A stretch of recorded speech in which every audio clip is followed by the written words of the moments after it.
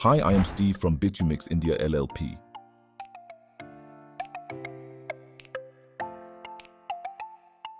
Are you curious to know how a road is built? Let's check out. Building a road is like a puzzle. There are many steps that come together to create the final picture. To make it easier to understand, we can divide the steps into these groups.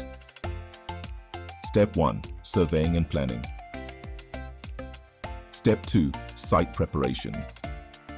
Step 3. Choosing the right bitumen supplier. Step 4. Pavement construction. That's a wrap. If you like this, hit that subscribe button for more awesome content. See you next time.